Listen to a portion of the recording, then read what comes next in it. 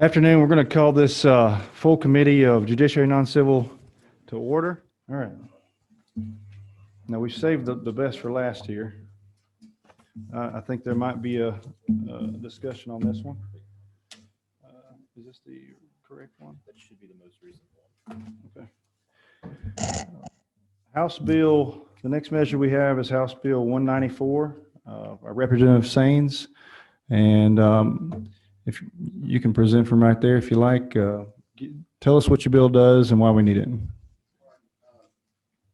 All right, it's working. Thank you, Mr. Chair. And just, I know we got a late minute substitute. However, it is reflective of only the items mentioned in committee yesterday. There's nothing else taken out for those interested stakeholders, or put in or taken out for those interested stakeholders. LC 480396S.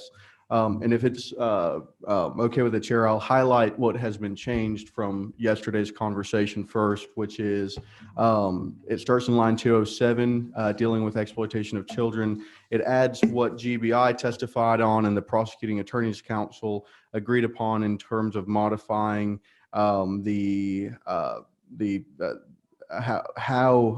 charges in relation to pictures are conducted. I think there was conversation about a tier system. The PAC will at the appropriate time testify to why they felt that would not be something that could be done. Again, this is, I see the just reason for it. I'm neutral on it being included, and I think there will be discussion on that. And then on line 458 just adds pardons and parole into the notice. We added the District Attorney's Council, and we wanted to be parallel with their important work and their significant role for advocating on the victim. So we added them as well. With that, just as a reminder, this is a response to the Supreme Court decision, Walker v. State, that made it to where Georgia sheriffs could no longer, as based on the condition of their monitoring of the sex offenders in the county, for those that they felt necessary in being of a significant increased danger to the general public, to have the use of a very proven deterrent, which is GPS monitoring. This where that Supreme Court decision made it to where hundreds of sex offenders, and the majority being dangerous sexual predators as leveled by this state, went from being monitored to not being monitored. This is a very specifically crafted legislation to where, if we look at Department of Community Supervision data, if this does not go back, it goes from when it's passed forward. But if we were to look just to get a picture of how limited this policy is, if we look at everyone in DCS custody right now, it would apply to less than 50 individuals. So going forward, it is going to be a very specifically targeted piece of legislation. It requires the individual to have been twice adjudicated into the 13 listed crimes.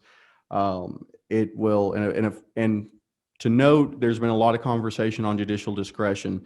I'd point everyone to section 5.5 when it comes to that. We give judicial discretion. We put consistency in the front end, knowing that the most significant data that the state can gain in terms of a sex offender's significance on reoffending is gained through their custody with the state.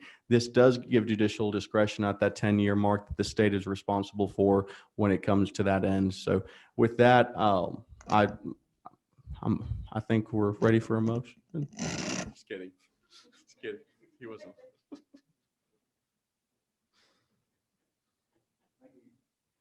Thank you, Representative Saines. Does anybody have any questions for the author of the bill? I know I have some folks online that want to speak to this, but I'm going to ask the committee first to question the author. Thank you. Thank you. Representative Kendrick. I have a question about lines 61 and 62, actually that whole paragraph 60 through 65. And we're doing LC 480396S, right? Okay. So the paragraph, the two questions that I have is it involves a victim who is less than 14 years of age. Is there a particular reason? Is it somewhere else in the code where 14 is the years of age as opposed to like 16 or some other age? I believe that it's I know that question had been asked, and we approached it with legislative counsel. If they're on, they can please contradict me if I'm incorrect, but I believe it's parallel to the current code. That's why they based it. There was no policy request on there. Okay, and my second question is the exception between the comma of except by a parent. So is this paragraph to read that if a parent was previously convicted of a sexual felony that involved a victim then less than 14, then they would not be punished by life in prison or the split sentence? Representative Kendrick, which line are you on now? 62, the part that says except by a parent. Okay, thank you. Go ahead. Go ahead, Percy, sorry. At the inclusion of a question about a comma, I'm going to ask legislative counsel to interdict. I don't want it. So you're asking if that comma, that back and forth, could you repeat your question? I apologize. Yeah, sure. So line 62 that says except by a parent. So I'm assuming the except language in the context of the whole paragraph means that if a parent commits a previously convicted sexual felony of a victim less than 14, then they would not be punished by imprisonment for life or a split sentence. Just the way that it is inserted is except by a parent. I'm just trying to understand the paragraph. That would be my understanding, but I would let Chair Reeves speak to it. Chairman Reeves? My understanding of this issue is obviously you have a lot of times where there's a custody dispute between parents, and sometimes one parent has full custody and the other parent has visitation. And therefore, if a parent that has just visitation and not custody decided to, exercise some time that they may not be legally allowed to take, what this does is while that situation can be dealt with in other aspects of law, including contempt, et cetera, it carves that out so that's not looked at as a kidnapping. And I think that that's proper, even though if a parent abuses their visitation rights, that's a serious thing, but there are ways in law that we deal with that right now. And I think that it's not proper. I don't think it's good public policy to consider that a kidnapping. Does that make sense? Yeah, so then the follow-up question, if I may, is that sexual felony or kidnapping is under the category of sexual felony is what you're saying? I mean, tell me I need the context of. Because I thought we were only talking about sexual felony. So I'm trying to see why is there an exception? I understand what you're saying. I think that what this means is that if a person has and Representative Sainz, please correct me if I'm wrong, but if a person has a prior conviction for a sexual felony, and then they commit a second offense, which would be one of the offenses enumerated here, and in this case, it would be that they've previously kidnapped somebody under 14, and then they kidnapped somebody under 14 again or committed another sexual offense, then they would be eligible for this enhanced punishment. And I would concur with that. And I think what you're alluding to, it's not captured as a sex offense. And I do apologize that this was correlated to the conversation on this bill in committee last year. And the justification for the inclusion of this offense would be that it is child endangerment and very typically associated with dangerous sexual predators when taken into account another crime.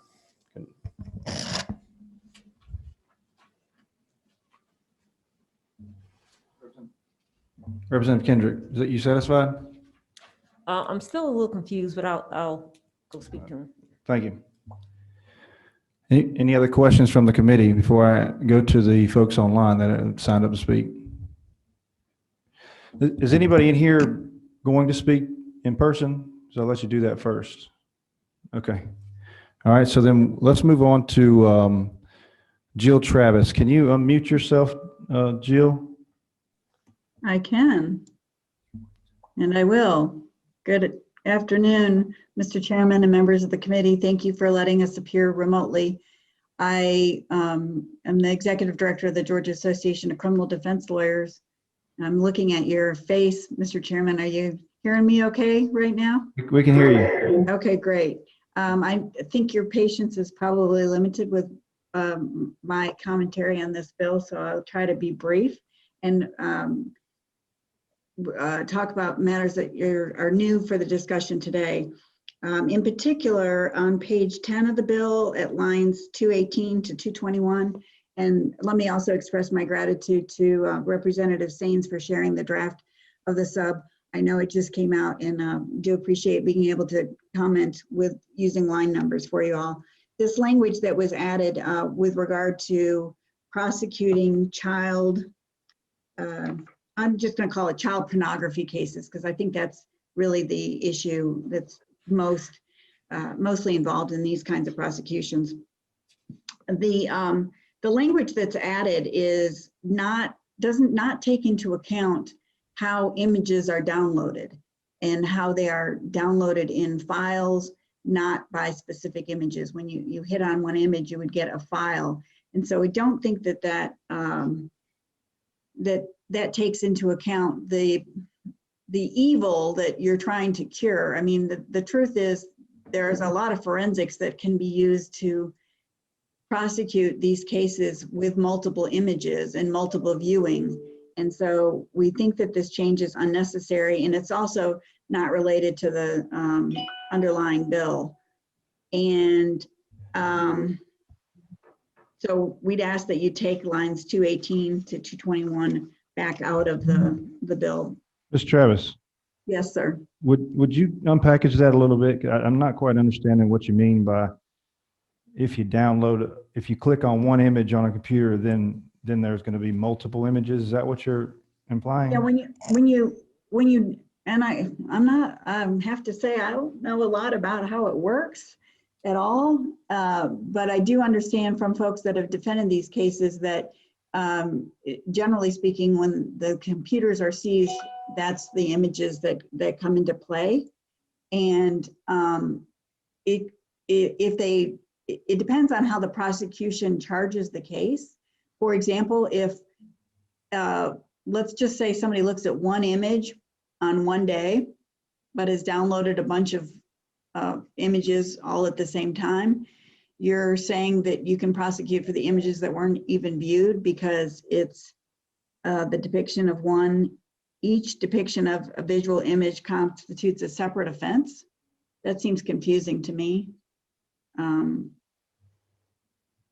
And doesn't take into account how this is actually done. And I think the other issue with this is again, the viewing versus the doing. This crime, one image, let's just say we just have one image. One image carries 20 years. That's a lot of time. So 2 images carries 20 years, and so on and so forth. You can do the math. It's not as if there isn't plenty of punishment that's available for these types of crimes. So we'd ask that change not be made, or if it is made, it's not made in this particular bill. And then with respect to the other crimes that are involved, and I'm not going to repeat myself, but we have asked that the committee consider changing life sentence punishment to being punished as a permissible life sentence, not a mandatory life sentence, and the same with lifetime monitoring. We have not spoken with regard to all of the things that come along with lifetime monitoring and the costs and the expenses that are involved in that, and I won't go into those details, but several of these crimes already carry life sentences on a second offense, but several of them don't, and specifically statutory rape, enticing a child, computer pornography.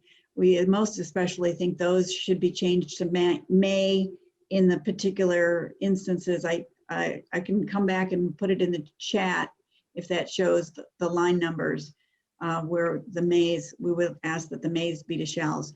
In my dreams, I would like to have all of the shalls be changed to may. Which ones are you asking for, may to shall?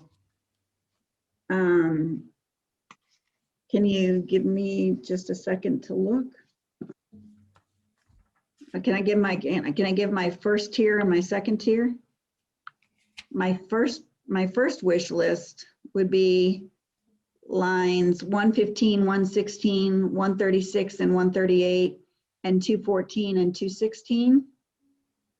And then when I woke up and really thought you guys were caring about what I was having to be concerned about here, I would say, and I wish you, I don't know if you can see the smile on my face when I'm saying that. So I'm being a little bit of a smart aleck.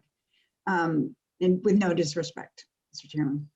45, 47, 62, 64, 84, 86, 94, 96, 104, 106, 115, 116, 126, 128, 136, 138, 149, 150, 159, 161, 169, 171, and then the ones in the 200s that I said earlier, which is 214 and 216.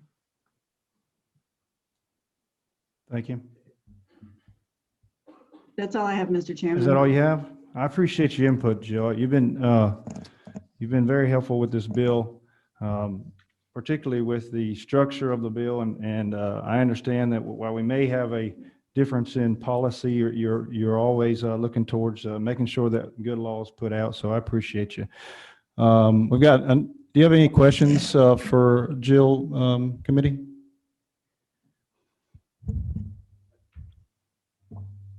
I did just want to echo the chairman's comment. I had not given any credit to Ms. Travis just because I didn't want to make her associated to a bill she didn't support. But for someone who has an issue with some of the policy here, she has worked extensively to help this committee structure it in a way that is most appropriate. Thank you. All right, we've got one more signed up. Going to ask that Brenda Spar, please unmute yourself.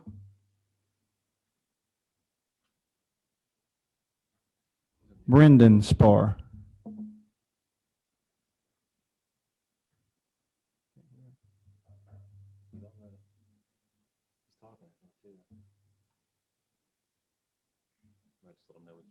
We can't hear you at this point, Brendan. Let me see if I can get the media folks to try and help you out. Have you got any? Can you hear me now? We can hear you now. Okay, great. We'll just go without earbuds. And I'm embarrassed to say I am the executive director of Restore Georgia, an advocacy group for people on the registry and their families. But what I'm embarrassed to say is the second part, that I'm an IT consultant in my spare time, and technology is always a challenge. But I'd like to speak about the internet pornography piece real quick, because that is kind of my background with technology. Where you run into the problem is the temporary internet files. When you visit a website, it likes to load everything for speed in the background. So if you're visiting a pornographic website, the opportunity for preloading a lot of pictures and images without your knowledge is there. So you could be at a pornography site that maybe has some illegal pornography on it, and you will only view one image, but hundreds and hundreds could be preloaded in your computer without your knowledge. So I would ask that the committee change it to knowingly possess instead of possesses. So knowingly, this is where you're hoarding it. You have a folder of pictures that you look at regularly, and not temporary internet files. So that's on the temporary internet file issue. We do have an issue with, again, like Ms. Travis mentioned about this shall and may. We don't like judges' discretion being taken away from the judges. So anytime that we can put the full picture and not just the charge that has been levied against someone, each case is individual, and having the judge give discretion in each case is probably the best idea, we feel, at Restore Georgia. And then the third item that we kind of have an issue with is section 1D on the Halloween signs. This would require law enforcement to place a sign at the residence of someone on October 30th and 31st. That has actually been challenged in the Middle District Court of Georgia successfully. There's been injunctions that have been granted against Butts County, and Spalding County has settled out of court on these signs. They were found to be unconstitutional for compelled speech on the First Amendment. So we would ask that that line, that section 1D be removed, the Halloween signs. It detrimentally impacts the family members. Anyone living in that residence has a sign placed in their yard that says, don't trick or treat here, no candy. So in one case, one of our constituents had a 6-year-old daughter, and his adult parents were living at the house. They all were subject to that sign and the impact of that one person on the registry living in that house. So we'd ask that 1D be removed.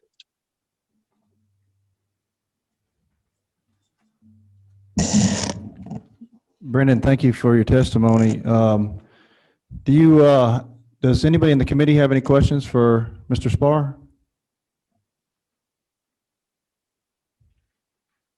No questions. Thank you. All right. Thank you, Mr. Spar. You got it turned off? Okay. Representative Saines, do you have any closing remarks regarding your bill? Yeah, I'd like to speak to the last presenter. It was reflective on the current bill that we found it to be more pertinent to make sure the significant policy implications of the bill, which were the SORB modifications to expedite and make the efficiency changes to the leveling of these offenders, because it has significant contributions to the safety of the public at large, as well as the creation of a mechanism to balance the hundreds of offenders who now go unsupervised with this with GPS monitoring. I do not believe we kept the Halloween provision, so just noting that, unless I am wrong. And I feel comfortable with Representative McLaurin shaking his head at me. I think this is an affirmative stance. Well, thank you. At this point, if there are no more discussion on the bill, I know that Representative Saines has been very willing and able to work with many of the parties that are involved here, and this bill has been batted about subcommittee multiple times. Representative Reeves, did you want to give a subcommittee report? Or excuse me, Chairman Reeves. I think we've gone around the circle on this a lot here today, and I think that everybody knows what we're looking at this point. But obviously, this bill we've been contemplating this for over a year now, and we've had a lot of collaboration and have landed at a place where I think it makes some substantial improvements and allows judges the ability to make certain decisions on predators that need to be monitored for the rest of their life. So that's all I have to say, Mr. Chairman. Thank you, Chairman Reeves. I got one flashing light. That's Representative McLaurin. Thanks, Mr. Chair. I wasn't sure if you wanted to do overall discussion now or on a motion, but since you had mentioned no more discussion, I just thought I'd light up in case now is the time. At the pleasure of the chair. I don't know. Well, let's get into the posture of a motion. Okay. Yeah, if you'd that's like. what I was thinking. Okay. Representative Gravely, please unmute yourself. I see you got your hand up online. Thank you, Mr. Chairman. An online question. I guess one of the presenters or one of the associations said that in regard to the previous speaker, Brendan, I believe, it's saying that the Halloween signs are no longer in the bill. And I didn't know if that needed to be stated for the record or if that, Yeah, that's was the case. I think Saines said that for the record, but thank you for highlighting that. Just to be clear, that section is not in the bill, not in this LC. Okay, thank you, Mr. Chairman. Representative Smith. Mr. Chairman, at the appropriate time, I'd like to make a motion Now's the appropriate time. to, I moved to do pass. Do I have a second? We have a motion to pass and a second. Do we have any discussion by committee members? Representative McLaurin? Thanks, Mr. Chair. And I assume there's still an amendment opportunity after this. Okay. Yes. The only thing I'll say, I mean, at the top, there's been a lot of good work done on this bill, and I think we've done a good job recently of distinguishing between disagreements on policy, like the discussion earlier today, versus getting things right for the purposes that they're supposed to serve. So I'm really thankful to the committee for all the work that it's done. And I don't want my vote to reflect that. I'm not grateful for that. I will say I did not get an opportunity to work with PAC on lines 218 through 221. And I have to believe there's a better way to handle multiple offenses than to make every image chargeable. I understand that multiple copies, if they're identical copies, potentially you're not going to give rise to multiple offenses. But again, thinking about changing technology, some of the comments that have been made today, it's too easy, frankly, to incur thousands of years of criminal liability. And at some point, I mean, I know we see headlines all the time with numbers that don't really translate to what a human being can serve. But at some point, we're basically just we're merging or collapsing these types of offenses into, unlimited criminal liability. And that's a policy judgment. That's not a policy judgment I agree with. So I wish that there were a better way to handle this that we had considered. And maybe there'd be an opportunity for this body to come back in the future and be more granular. I think the political will to do so at that time would be almost non-existent. So that's unfortunate, probably, to move the needle back. But I just want to say that for the record, because again, it's a policy judgment we're making today on that front, and I don't think it's the correct one. So thank you.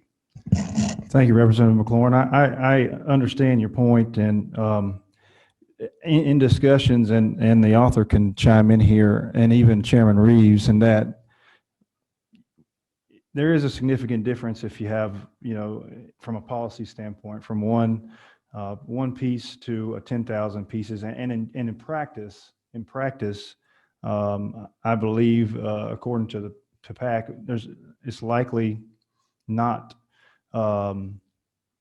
The severity should be ratcheted up, but I don't think that they're going to, if there's 10,000 distinct images, I don't believe the intent is for them to charge 10,000 times, though that they will have the opportunity with this bill, and I understand that. I appreciate it. Does anybody have any more discussion? Any amendments? Chairman Reeves. Thank you, Mr. Chair. I would like to propose an amendment on, it would be lines 115, 116, 136, 138, 214, and 216, and they're all the same. It's changing the word shall to may. This would apply to 3 categories, 3 of the 12 offenses that are in this bill: statutory rape, which is the first, enticing a child is second, and then exploitation is the third. The 12 offenses that are captured in this bill, frankly, some of them are just the most horrible things that you can imagine. And the 3 that I've named are also highly egregious, but there are varying degrees on that. And I believe that a judge can make the judgment in as far as whether or not these 3 offenses, whether or not somebody needs to be on probation or monitored for the rest of their life. And so my amendment is just to simply change the shall to a may and give that discretion. And I appreciate the author of the bill. I do not is preferring that we not make this change, and so I will leave it to the will of the committee. But I would change shall to may on those 6 lines. Thank you. Just make sure I got it right. It's 115, 116. 115 and 116, 138, 136, 138, 136, 138, 214, and 216. 214 and 216. So we've got a proposed amendment, and that's a shall to a may. Is there we'll call this the Reeves Amendment. Is there a motion on this amendment? I move. Is there a I second? second. Gravely online. We have a motion and a second. Is there any discussion? Representative Sains. And I think there's the Chairman Reeves putting this forward is reasonable in terms of what he's dictated. I want to make sure the committee highlights a few safeguards in this bill when considering that. I understand the distinction in severity of those charges. However, it's important to take this into the context of putting these 12 charges into consistency of having the same broad standard to where I or anyone else can go back to their constituents and say, we had 2 years ago, hundreds of offenders able to be utilizing this prevention safeguard. We are now, and I believe I'm correct in saying that this is the only bill in relation to that modification being considered in both chambers. We are taking a very minimalistic approach and a very scoped approach because it is significant to add a lifelong concurrent sentence of probation. The other item to this is and note that though these offenses might be reduced, they must be in combination with another adjudicated offense within these 12 laws. That is one of the biggest modifications we've made to this bill, and it was reflective of last year's stances, reflective on the vote of the House at that point in last session. So I would be very hesitant to scope it in even more where the work of this committee is going to be refined to where it's less applicable to any individual. And I do feel comfortable in saying that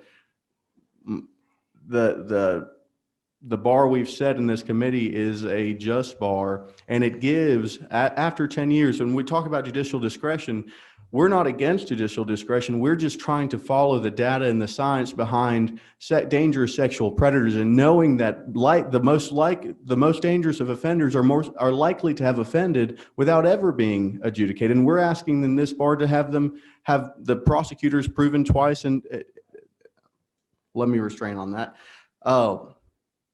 After 10 years of serving, a judge does have the discretion and has the discretion of reviewing that case, the custody of this. They have the ability to get off of this life probation. So to say this is a generic life sentence that we're just throwing on there, which the chairman is not saying, I just want to make that point, would distract from the argument. So I just want to enter that in. I respect the amendment, and I know the chairman respects just my preference not to have it, but that's where. Thank you, Representative Sains. Thank you, Chairman Reeves. So to the Reeves Amendment, let's take a vote. All those in favor of the Reeves Amendment signify by saying aye. Aye. Let me get a count. Raise your hands if you're in here. 1, 2, 3. And what do we have online? Who? And grab it. No. Did you say no? Gravely said no. Oh, my apologies. Those that aren't in favor of the amendment signify by saying no. No. Is that No. 4? So the amendment doesn't pass. I appreciate that, folks. Thanks to the chairman and to the author for delving into that.